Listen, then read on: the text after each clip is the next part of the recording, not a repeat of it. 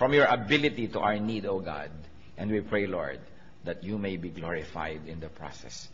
Especially as your word take fruits and bear fruits in our lives, bear fruits of righteousness, stability, peace, and godliness.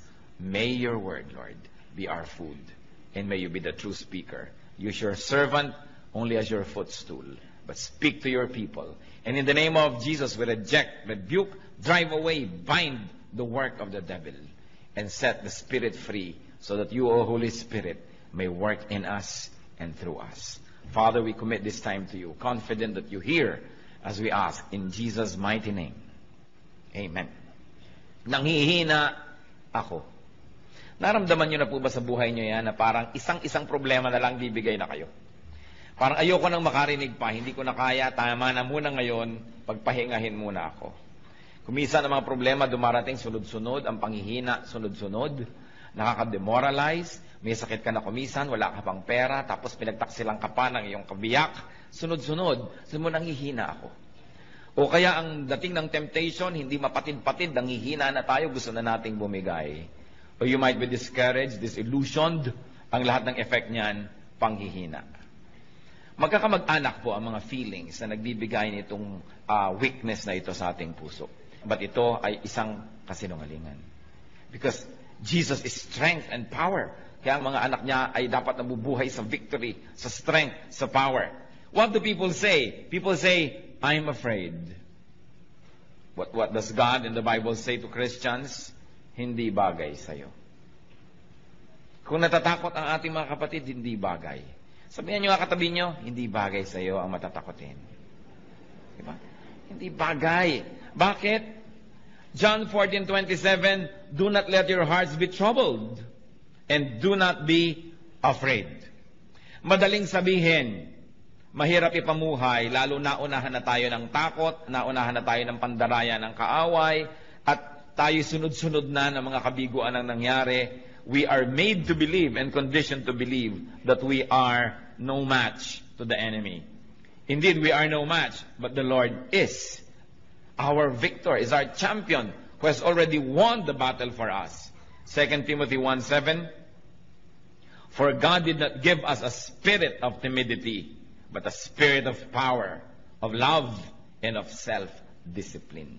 Yan ang ibinibigay sa atin ng Diyos, spirit of power. Kaya masasabi natin, hindi bagay sa'yo. Kahit mga kapatid, tayo manalamin, nanghihina tayo halimbawa, manalamin kasi mo, anak ka ng Diyos, hindi bagay sa'yo. Sapagkat ang mga anak ng Diyos, kailangan kamukha ng Diyos. Kasi kamukha nga tayo dapat ng Diyos, kawangis, lalong-lalo sa ating kalooban. So, brothers and sisters, discipline yourself not to be afraid. It is a matter of habit. Natatakot tayo sa darating, natatakot tayo sa sakit, natatakot tayo sa pagtanda, natatakot sa kamatayan, etc., etc. At kamag-anak po niyan, yung sinasabi mo lagi, I'm worried and frustrated. It's part of being afraid and it's part of being weak. I'm worried. Ano po ang sagot ng Panginoon dyan? You're worried? Cast your cares on me.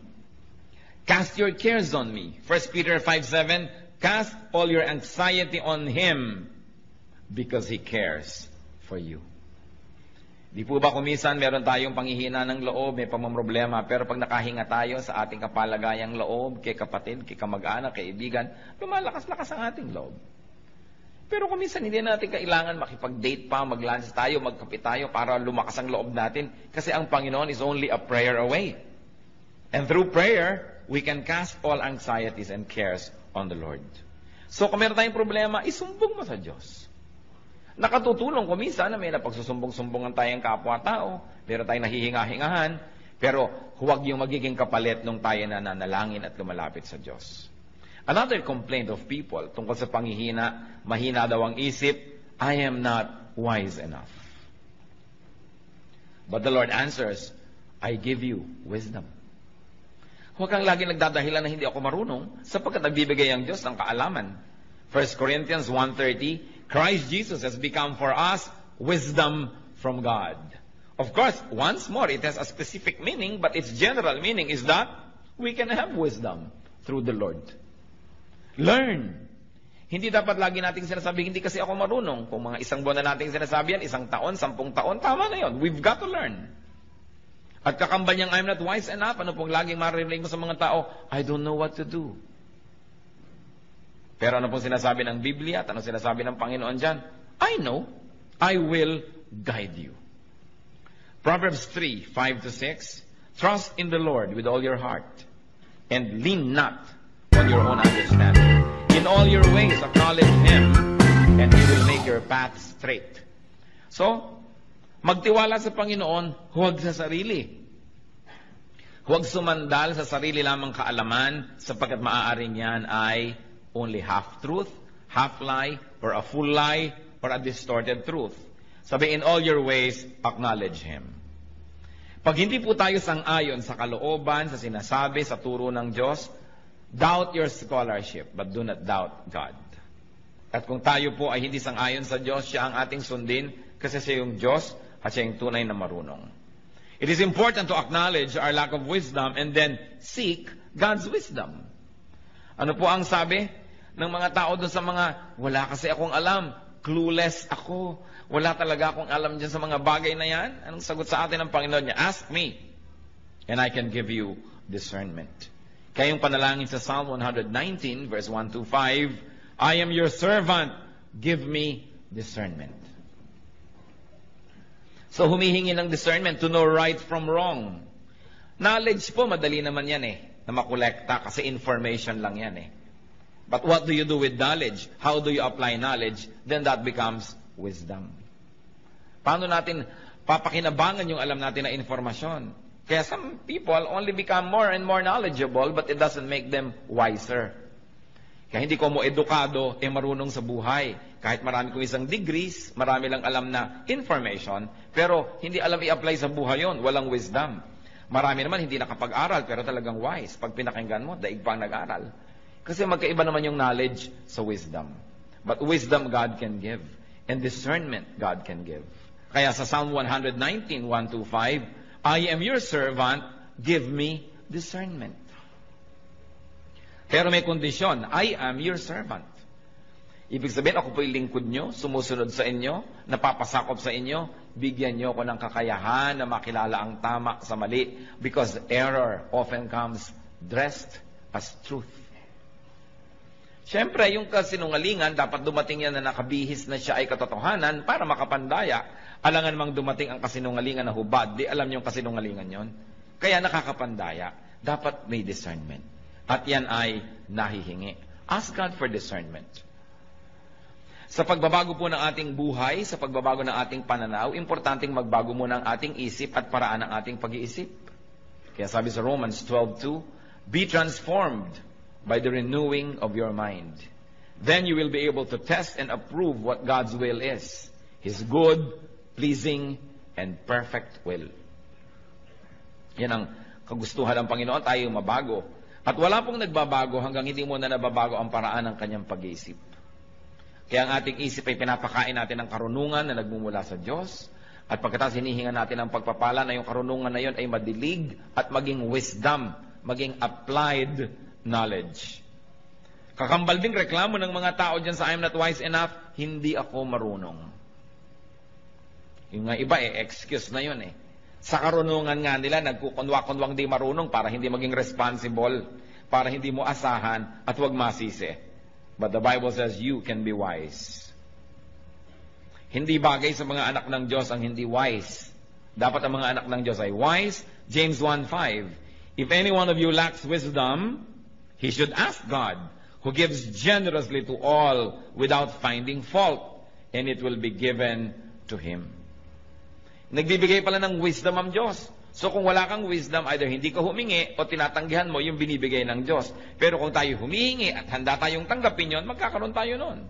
So we can learn to have wisdom. We can ask for such. And then we can be strong, because to be wise is to be strong. Isa pa pong reklamo sa panghihina, sabihin iba, mahina ang desisyon ko.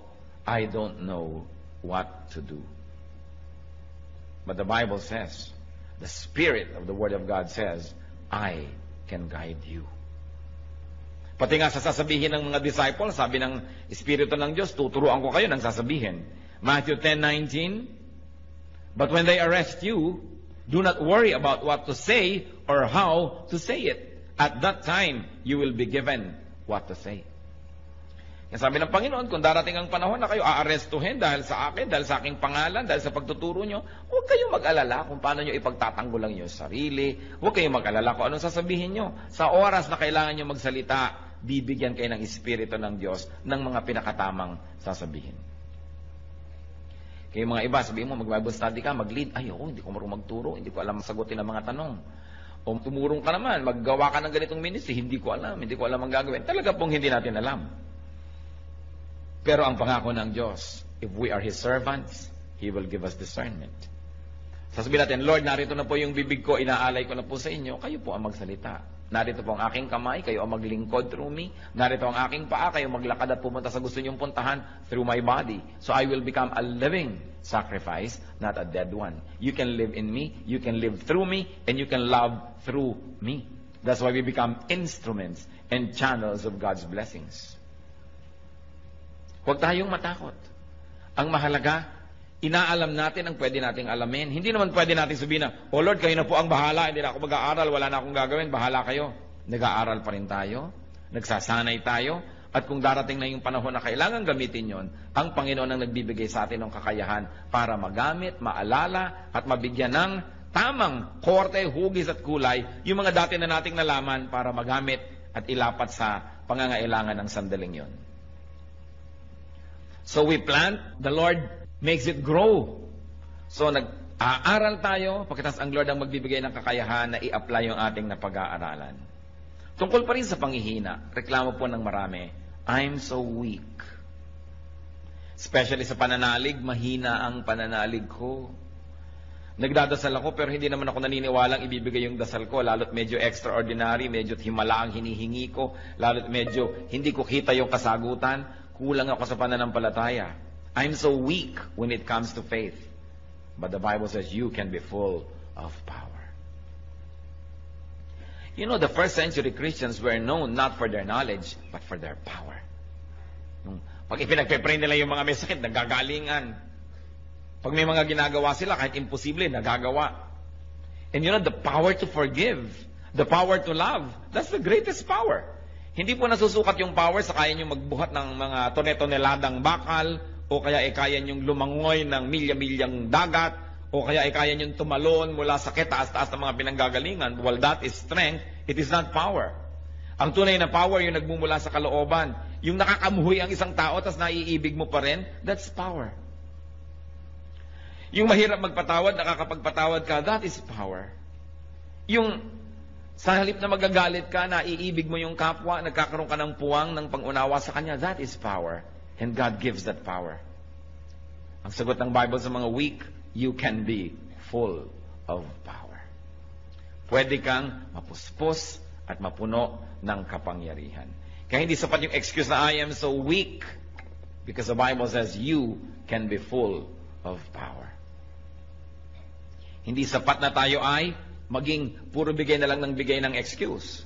Luke 17:6, He replied, if you have faith as small as a mustard seed, you can say to this mulberry tree, be uprooted and planted in the sea, and it will obey you. Kung meron daw maliit na pananampalataya, kahit kasing liit man lang ng buto ng mustasa, na mas maliit pa yun doon sa ulo ng aspile, sabi ko noon, kahit itong punong ito, utusan mong buhatin ang sarili niya at bunutin at itanim sa tubig, yun ang kanyang gagawin. Siyempre, isa yung talinghaga na sinasabi sa atin, walang imposible sa nananalig. Acts 1:8, but you will receive power when the Holy Spirit comes on you. So, Christianity is all about power. Kaya sinabi natin kanina, hindi bagay sa anak ng Diyos yung mahina. Nanghihina ka man kapatid, dapat sandaling-sandali lang para lang hangin na dumaan, pero hindi dapat ang tagal-tagal. Bakit? Sapagkat naaalala natin kung sino tayo. Tayo yung mga Kristiyano. Naaalala natin kung sino ang tumataguyod sa atin, si Kristo. Naaalala natin kung ano ang nagawa niya at nagagawa at patuloy na gagawin, lumalakas tayo. Kaya hindi bagay sa mga anak ng Diyos ang pinanghihinaan ng loob ng matagal. Paminsan-minsan, dinadapuan ka, parang langaw, ayaw mo man, nadadapuan ka, pero siguro naman nabubugaw mo para hindi magtagal. So, ganon din yung mga espiritu ng panghihina. Pag dumapo at nadayakat ng hina ka, teka, sino ba ako? Anak ako ng Diyos. Sino ba yung nagsusustain sa akin? Si Kristo, na pati ang kamatayan ay kanya nagapi. Sino ba ang kakampi ko? The Lord of Lords, the King of Kings. So bakit ako ganito? Hindi bagay sa akin. Therefore, the Bible says, you can be strong. 2 Corinthians 12:9. But he said to me, my grace is sufficient for you. Church, read aloud. For my power is made perfect in weakness. Therefore, I will boast all the more gladly about my weaknesses, so that Christ's power may rest on me. Ano sabi ni Lord? My grace is sufficient for you. My power is made perfect in weakness. Kaya sabihin natin, Lord, weak po ako sa area na yan. Sabi niya, mabuti. Strength ko yan eh. Hindi ka aasa sa sarili mo, umasa ka sa akin at makikita mo magiging strong ka. Lord, 3 araw na ho, weak pa rin ako. Kasi hindi ka umaasa sa akin, umaasa ka sa sarili mo. Lord, weakness na weakness ko po yung ganyang magagandang mga babae. Sabi, Lord, strength ko yan. Umasa ka sa akin. Halika, tuturuan kita, tutulungan kita. Lord, weakness ko po yung pera. Pag pera na pinag-uusapan, talagang nalilito na ako. Kung nasan ang kaliwa at nasan ang kanan. Sabi ni Lord, strength ko yan. Tuturuan kita. Lord, weakness ko po yung magalit. Pagka napoprovoke ako, talagang napakadali kong magalit. Strength ko yan. Makinig ka sa akin, sumunod ka sa akin. Kung yung mga weaknesses po natin, papayagan natin ang Panginoon, doon ay kumilos at punuin yun. Yun ang magiging strength natin. Kaya sinabi, when I am weak, then I am strong. Kung yung weakness ko, isusuko ko sa Diyos. Alam niyo kung bakit nagkakandagi-bagiba ang buhay natin? Dahil sa weakness. Yung weakness, isinusuko kay Satanas. Weakness ko ang pera, tapos sabi ni Satanas, etong pera, sunod ka na agad. Kaya nasisira. Weakness ko ang kagandahan, so eto ngayon dumaan si maganda. Nasira ka na. Weakness ko yung pride, so tinempt ka ni Satan to be proud because God will not tempt you to be proud. O bumigay ka na, naging ka ng proud, nasira. Tatandaan po natin, yung weakness can make or break you. Your weakness can make you, if you surrender it to Christ and let the strength of Christ apply to that weakness. But your weakness can break you if you surrender it to Satan. Kaya nangyayari po yan kung minsan, o may mga hihinang ngipin, o yung ipinagawa at ipinaayos sa magaling na dentista, yun ang pinakamalakas. Kasi na-ministeran Minsan may mahihina ka sa iba't ibang subject sa school. Kung saan ka nagpa-tutor at nagpaturo, yun ang nagiging strength mo. Kasi pinayagan mo na yung strength ng iba, malagay dun sa area of your weakness. That's why if the strength of God is applied to our weaknesses, then we become very strong. Kaya yung mga mahina, sabihin natin, then I'm strong. I can be strong through Christ. Kaya ang sinasabi dyan, I can do everything through Christ who gives me strength. Weakness makes room for God's power. Hindi ba ganun din yung mag-asawa? O masakit ang pakiramdam ko ngayon, mahina ang katawan ko, ikaw mag-drive. O yung isang nag-drive. Where I am weak, you are strong. And because I relied on your strength, my weakness became strength. Mahina ako magkwenta, ikaw magkwenta kasi magaling ka sa math. So dahil in-acknowledge mo yung weakness mo, hinayaan mo yung strength ng iba na pumasok sa area na yun, naging strength tuloy. Mahina ako sa pagdisiplina sa mga anak natin, ikaw nga magdisiplina, susuportahan kita, nagiging strength. So ano po ang weakness nyo, kapatid? Ibigay nyo sa Panginoon, magiging strength. Kaya sinabi natin, hindi bagay na mahina ang isang Kristiyano. At tungkol din sa panghihina, nung pagreklamo ng marami, lanta na ako. No more energy. Hindi ko na kaya. Pagod na ako sa pagtuturo, pagod na ako sa ministry, pagod na ako sa pagpapakabanal, pagod na ako sa pagiging mabuti. Mahina na ang katawan ko, mahina na ang espiritu ko. But the Bible says, you can be refreshed. John 4:14. But whoever drinks the water I give him will never thirst. Indeed, the water I give him will become in him a spring spring of water welling up to eternal life. Sabi ng Panginoon, na uuhaw ka, dito ka uminom. Ang ipapainom ko sa'yo, pag ininom mo, di ka na mauuhaw ulit. Pero Lord, bakit lagi na lang ako nauuhaw? Hindi ka sa akin umiinom. Kasi ang sinabi, pag uminom ka sa aking bukal, hindi ka na mauuhaw muli eh. Pero bakit lagi na lang uhaw na uhaw yung marami? Lagi na lang lungkot na lungkot, samantala ang Panginoon ay kasiyahan. Lagi na lang takot na takot, samantala ang Panginoon ay stability and security, because we really do not let the power of Christ rule our lives. Kaya ang sabi sa Psalm 1, verses 1 to 3, blessed is the man who does not walk in the counsel of the wicked, or stand in the way of sinners, or sit in the seat of mockers. He is like a tree planted by streams of water, which yields its fruit in season, and whose leaf does not wither. Whatever he does prospers. So ano man daw ang ginagawa nung tunay na nakasausaw ang kanyang ugat doon sa batis ng Panginoon, kahit anong ginagawa niya ay nagiging mabunga. So paano natin malalaman kung hindi tayo nakasausaw sa batis ng Panginoon? Hindi tayo mabunga. Baliktarin nyo lang. Kasi pagka nakasausaw ka daw, mabunga ka, hindi ka mabunga, di ibig sabihin hindi ka nakasausaw. Hindi po, lagi naman ako sa church. Hindi ibig sabihin, no, nakasausaw na tayo sa tunay na salita ng Diyos. Palabasan naman ako ng Bible, ang dami ko alam na verses. It doesn't follow that we are already godly and we are really drawing strength from the Lord. Kailangan talaga tunay, hindi pakitang tao, hindi panglabas, at hindi pakimbabaw lamang. Lalaliman natin. So, ang mga anak ng Diyos, hindi bagay na lalanta. O ba't ganyan ang itsura mo? Lumong-lumo na ako eh. Pagod na pagod ako sa kabutihan. Teka, hindi bagay yan sa'yo. Hindi ka dapat nalalanta ng ganyan. Baka hindi ka planted by streams of water. Akala mo lang. Kaya kailangan lagi tayong nagre-renew ng ating relationship with the Lord. Lagi tayong nagre-renew ng ating kabanalan. Humihingi ng tawad sa ating mga kasalanan.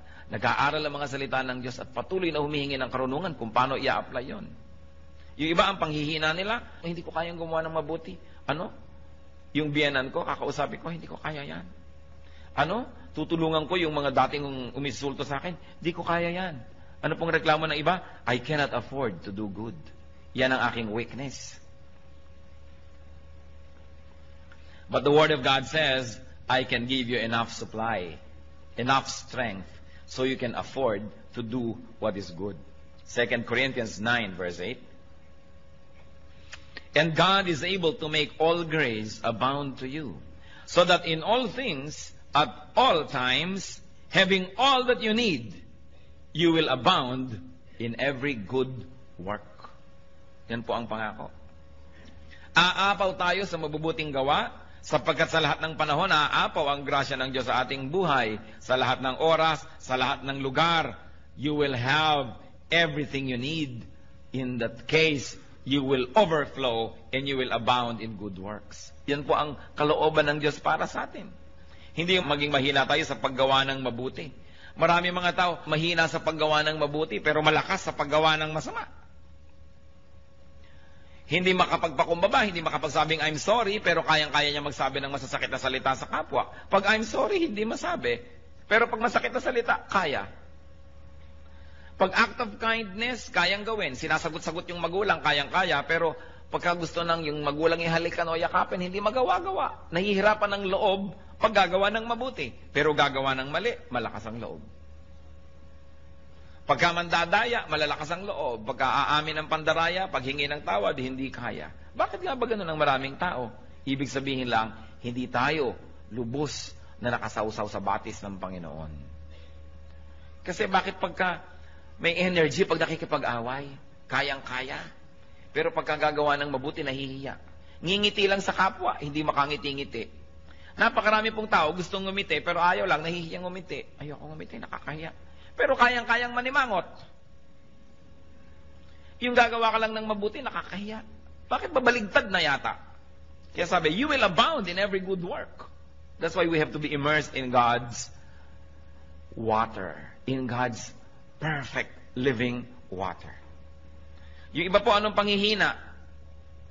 Sabi na, huwag na tayo mag-Bible, huwag tayo mag-Christian. Kahit naman mabuti tayo ngayon, next week, babalik din tayo sa dati. Hindi rin natin kaya i-maintain yan. Yan ang reklamo ng iba. I am weak. I cannot maintain a holy lifestyle. I cannot be holy enough. Yan po ang reklamo ng iba. Sobra akong mahina, hindi ko rin naman kayang i-maintain, huwag na lang umpisahan. But the Lord says, I will help you.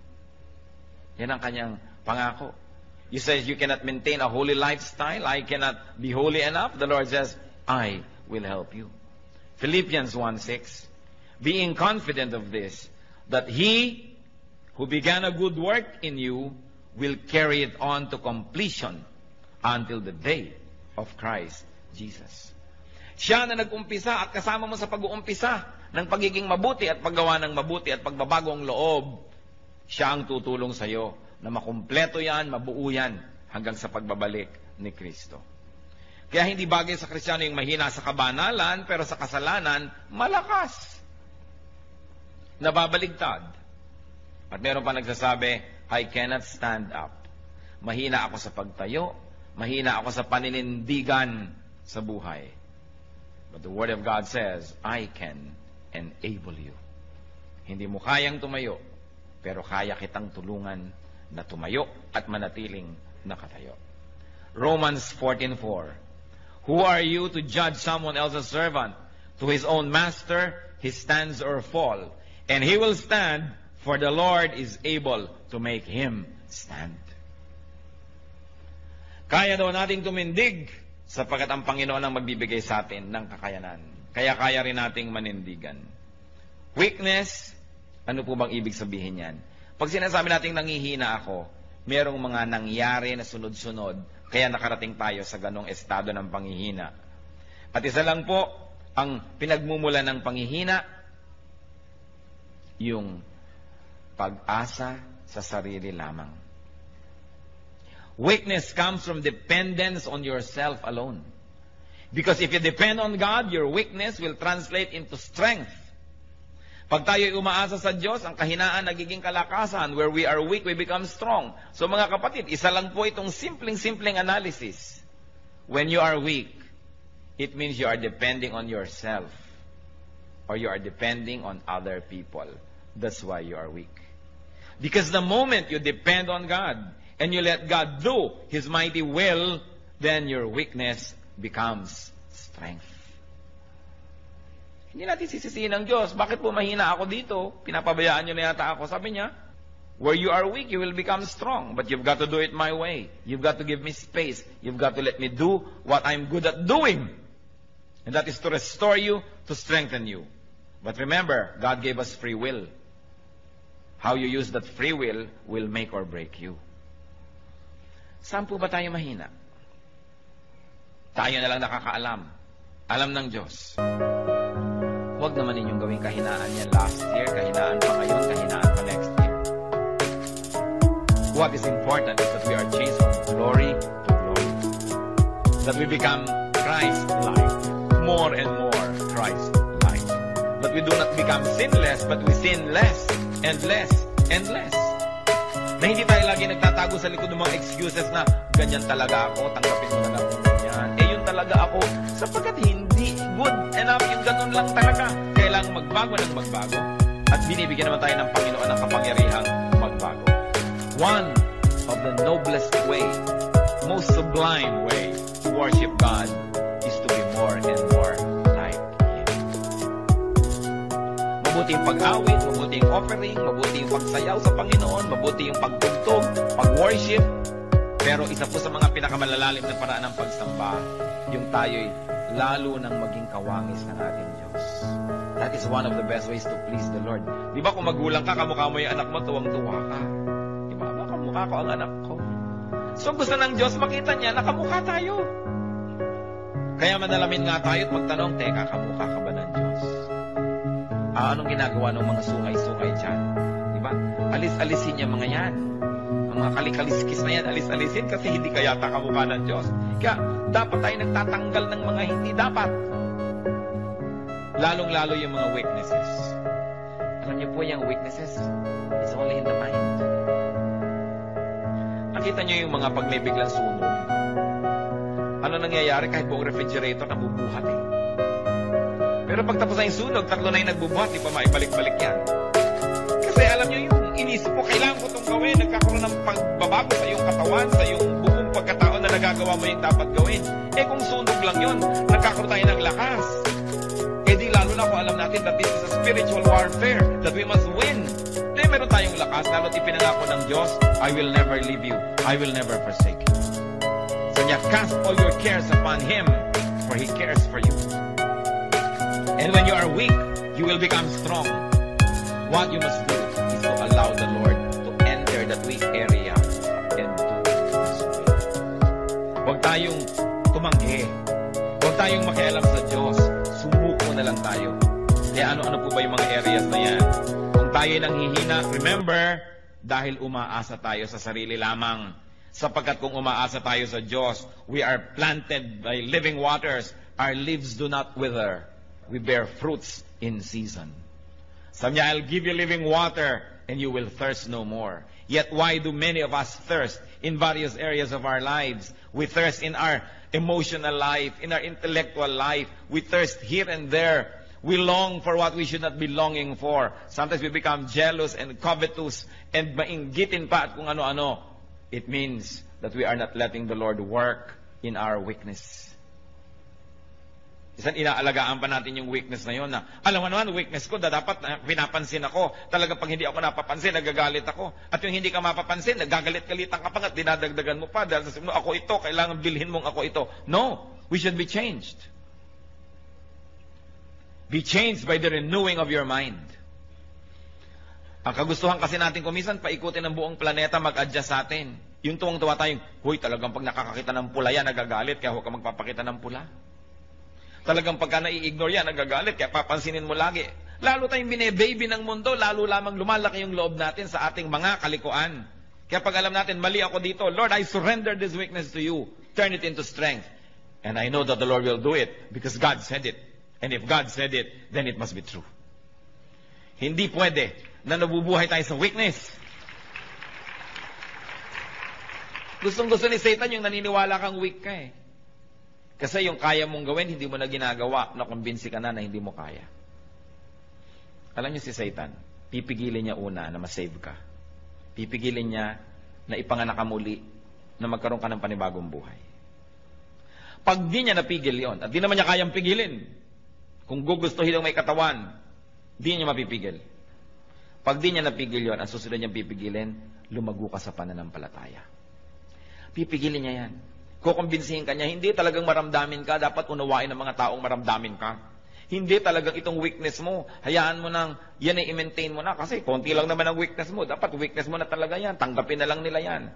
Yan ang mga pandaraya ng kaaway para huwag tayong mag-grow. Sapagkat ang tao, pag ikaw ipinanganak na muli, dapat ka namang lumago at mag-mature. Kaya ang goal natin, first is to have a new life, the rebirth, and then to grow into maturity. Pero ang dami hindi nagmamature. Because they continuously believe in the lies of Satan na okay ka na, pwede na yan. Kailangan hindi. Kailangan patuloy tayong humihingi ng pagbabago. At pag nag-grow ka, nagiging kang strong, anong gagawin ni Satan? Bibigyan ka ng mga kadayaang, mahina ka, hindi mo kaya. Masakit ang katawan mo ngayon, meron kang sakit sa bato, meron kang diabetes o mahina ka. Kaya tuloy, idadamay na niya yung pati lakas ng loob mo, espiritu mo, panghihinain ka na sa lahat ng area. Wala kang pera, hindi mo kayang gawin yan. Ang weakness mo, wala kang pera. Bakit? May pera ba yung mga apostles? May pera ba si Kristo? May pera ba sila nun? Ang dami nila nagawa. May wala kang ganito, wala kang ganyan. Puro pandamaya. Ang ibig sabihin lang, mahina ka, mahina ka, mahina ka. Ikaw naman naniwala na, mahina nga ako. Kaya siya ngayon, nakaka-take over. But when you do not give Satan the space, he will never have space. That's why the Bible says, resist the devil and he will flee from you. Just resist. You don't have to fight. Bakit mo lalabanan yung demonyo? Malakas yun. Nilabanan na siya ng Panginoon at natalo na. Kaya hindi na dapat tayong parang lagi nakikipagtunggali. Sabi natin, teka, tapos na ang labanan na. Bakit nakikipaglabanan naman ako? Nadaraya yata ako Narito na lang ako para kunin yung premyo. Narito na lang ako para mag-enjoy ng victory ng Panginoon kasi siya yung lumaban para sa akin. Ano't nakikipaglaban na naman ako? Dinadaya tayo eh. Victory is already ours. Kaya pag nadadaya kang hindi ko to kaya, sabi mo, it's a lie because the Lord already rose from the grave. Binayaran na lahat ng kasalanan. Tinalo na si Satanas. Bakit ako mamumuhay na talunan? Bakit? Alagad ba ako ni Satan? Hindi. Bakit katalunan? Siya yung talunan. Dapat dito ka sa kabilang panig sapagkat ang Panginoon ay nanalo. Kaya tayo, we can have victory.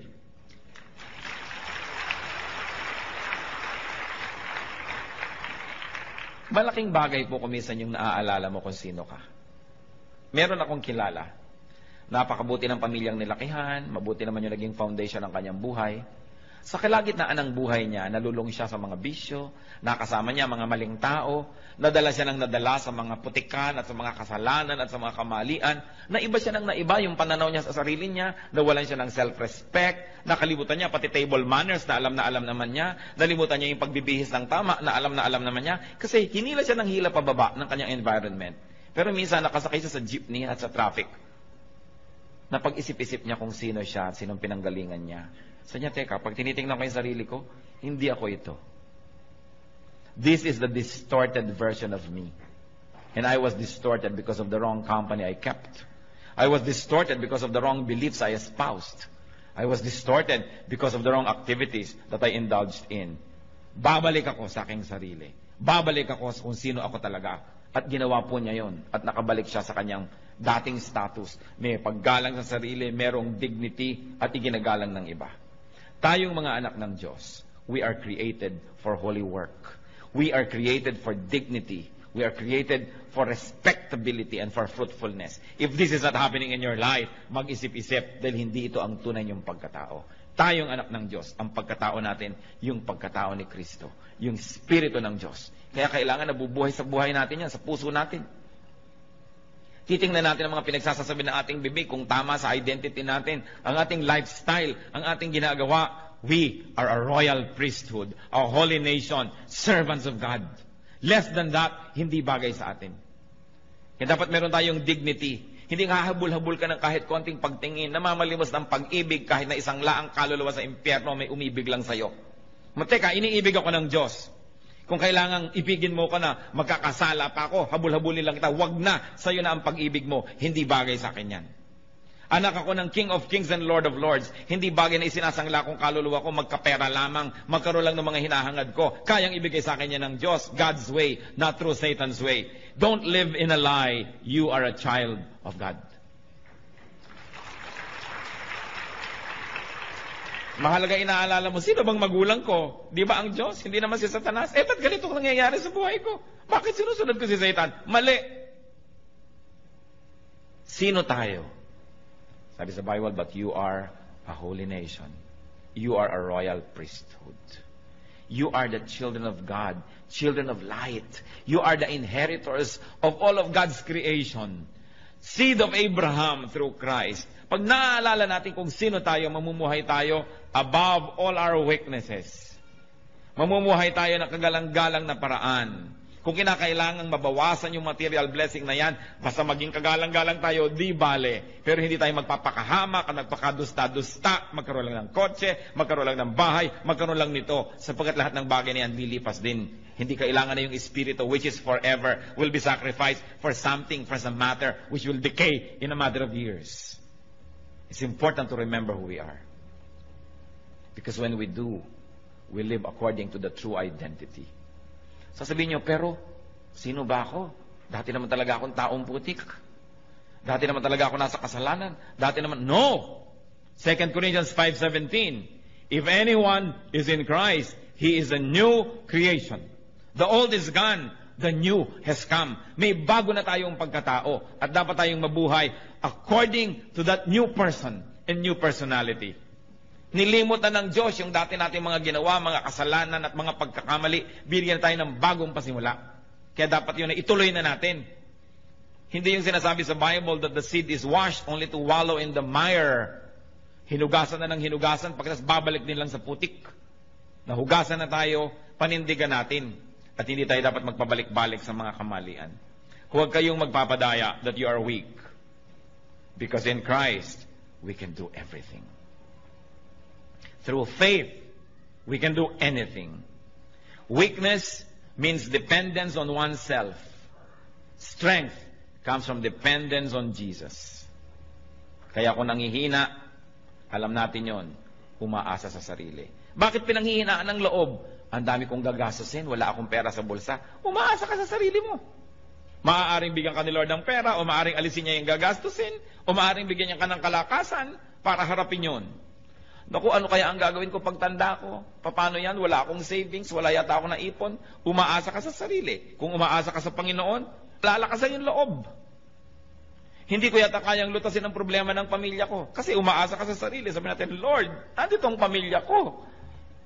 Ipinangako nyo, hindi nyo ako papabayaan. Ipakita nyo sa akin kung paano kayo kumikilos at nang makaka-cooperate ako, makasunod ako, nang masolve ito. Pero oras na humiram tayo ng kasangkapan from Satan to solve our problems, na-solve ng konti, pero ang laki ng bayad, lalong mas malaking problema ang kasunod. Parang meron na nga kayong problema, mangungutang pa kayo sa 5-6 para bayaran. Mamaya, mas malaki pa rin yung utang nyo. Ang ending, nagkalubog-lubog kayo lalo. Kasi hindi dapat yun ang solusyon Merong gumawa sa inyo ng mali, gagawin nyo rin ng mali para malutas. Ngayon, gagantihan kayo ng anak nun, yung anak niya gaganti naman. Hindi na natapos-tapos. Kung gusto natin na solve ang mga problema natin, wag na wag kayong hihiram ng tool ni Satan. Kung yung kotse nyo may sira, kailangan nyo ng gamit, inaabot ni Satan yung gamit para ang ganda-ganda, bagong-bago, pwede pa sabihin, ayoko. Ba, itong solusyon. Galing sa'yo, ayoko.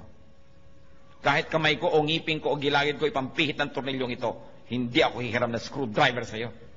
Diba? Dahil si Satan ka Hindi ka naman mabuti Hindi ka naman mabait. Sabi ni Lord, you come only to steal, kill, and destroy. Ano't inaabutan mo ako ngayon? Alangan namang love mo ko. Daya yan. Pag kinuha ko yan, may bayad. Huwag na. Huwag kayong hihiram ng tool ni Satan dahil lalo niya kayong ilulubog. Yung mga iba dyan, misis, pinagtaksila ng asawa, pastor, kaya magtataksil na rin ho ako. Bakit? Hihiram ka na kay Satan. Gumiram yung asawa mo ng ganung tool, yun naman ang ibabalik mo sa kanya, di pareho na lang kayo ngayon. Lalo ka nang nawala ng pag-asang maahon-ahon dyan. Dati kalahati lang ng inyong partnership ang nasa dilim, ngayon pareho na, di lumubog ka lalo. Huwag hihiram kay Satan. Pag nanghihina tayo, palakasin lang ang loob, kay Satan hihiram. Huwag na huwag. He comes only to steal, to kill, and to destroy. Hindi niya kayo mahal. Kaya huwag kayong padadaya, natatanggap ng anything kasi may bayad yon. Umasa sa Panginoon. Ang sabi niya, I will never leave you. I will never forsake you. At si Jesus, hindi sinungaling. God is only a prayer away. Kung ano man yung mga weaknesses natin na yan. Weakness ng ating personality, weakness ng ating espiritu, weakness ng ating katawan, weakness ng ating pag-iisip. God is our strength. At sabi niya, cast all your cares upon me, for I care for you. Aming Diyos, kami po'y lumalapit. Nilalapit na aming puso na kumisan ay dinadalaw ng panghihina. Kadalasan ay nadadaya na rin ng mga kahinaan. Kayo na nakababatid ng kalagayan ng bawat isa. Kayo na nakakakita ng puso namin, Panginoon. Inihahain po namin ang puso namin sa inyo. Hinihingi namin, pakalinisin ninyo. Salain ninyo ang mga kasinungalingan na tinanggap nito at alisin niyo po sa aming puso. At puspusin niyo kami ng Espiritu niyo. Espiritu ng kapangyarihan, ng kaliwanagan, ng kabanalan. Lord, hubaran mo po ng mga balat kayo ang mga ginagawa ng kaaway at nang makita namin na ito'y masama. Unmask the work of the devil so that we may recognize it for what it is. And give us the wisdom to know your work apart from the work of the evil one. Huwag na huwag kaming hihiram ng tools from Satan, Panginoon.